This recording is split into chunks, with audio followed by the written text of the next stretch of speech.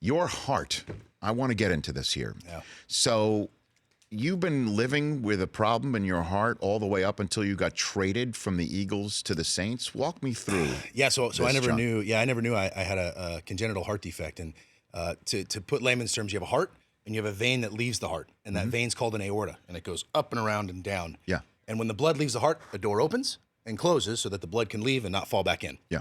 That door for most people is 3 leaflets, right? Most people have 3 little doors that close. I was born with 2, and so over time, my door would like fall into itself. So picture French doors that never seal and never shut. So air goes in and out of your house. That's a problem. Yeah, it's a problem. So my blood would leave the heart, but almost 60% of it would fall back into the heart, right? So I was losing a lot of blood, and multiple things happened there.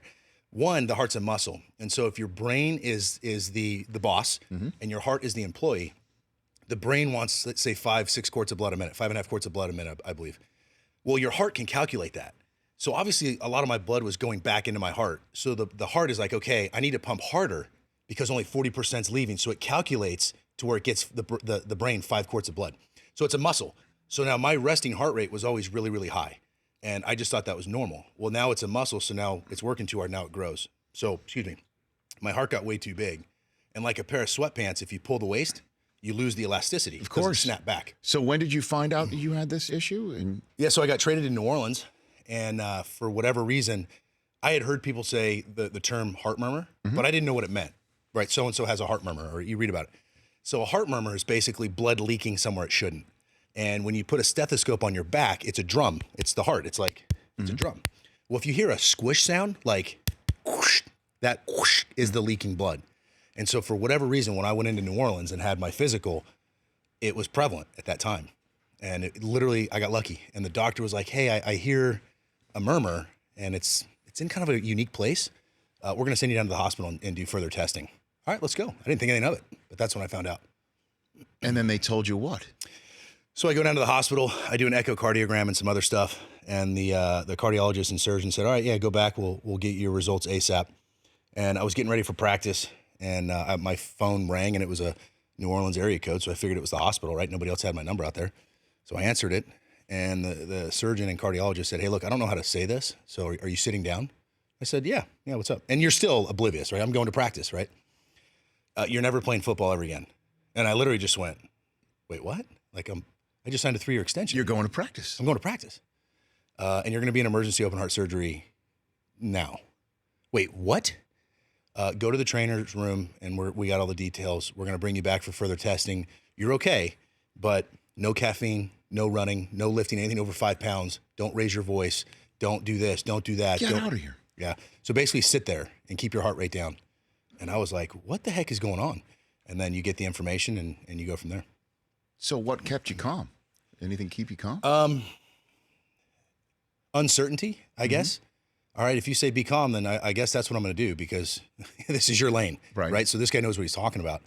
And then all of a sudden, I went up to Sean Payton's office, Coach Payton is unbelievable. And my wife had just went from New Orleans back to Philly to coordinate the move, right? And I said, hey, do I call my wife, or what do I do? Or do I wait? And he goes, let's call her. And we call her. So Sean Payton suggested, let's call your wife, tell her what we know, and let's get her back here to New Orleans, and let's figure this out. I said, cool, I'm down. And believe it or not, I remember what Coach Reed said. And I got to play for Coach Reed for a long time, still talk to him, still look up to him. I'm thankful for every second I got to spend with him. And I remember we lost a game, and he said, he was talking to somebody else, but he said, hey, if the captain keeps his cool, the ship keeps his cool. If the captain loses his cool, the ship loses their cool. Keep your cool.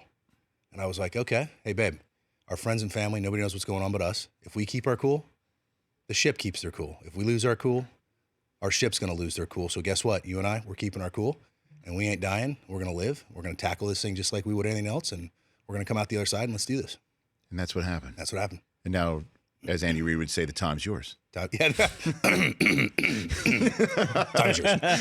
Time's yours. Yeah, time's yours. Well, thank God, right? Wow. Yeah, I mean that you got traded. Do you think that the trade? Do you sit here, John Dorenbos, and think that trade saved your life? Do you absolutely. Think that? I mean, absolutely. And it doesn't matter what religion you are. It doesn't matter what you practice. But there's a certain kind of romantic sign of life to say that I was traded to New Orleans to be saved by a saint.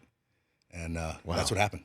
And so I never wanted a dog. Okay. I love dogs. I don't want one. You open the door, they run. I just don't want a dog. Okay. So my wife wants one every day. Can we get a dog? I'm like, nah, yeah. So sure enough, I'm on 21 pills. And I'm just sitting there staring at a wall, right, post-surgery. And she puts a laptop on me. And she says, hey, we should get a dog. And it's a golden doodle, right? It's the cutest dog I've ever seen. Mm-hmm. I said, oh, my gosh. I want that dog. And I'm on 21 pills, right? Sure. And she goes, you want a dog? And I go, no, I don't want a dog. I want that dog right there, and I want to pet him on the head.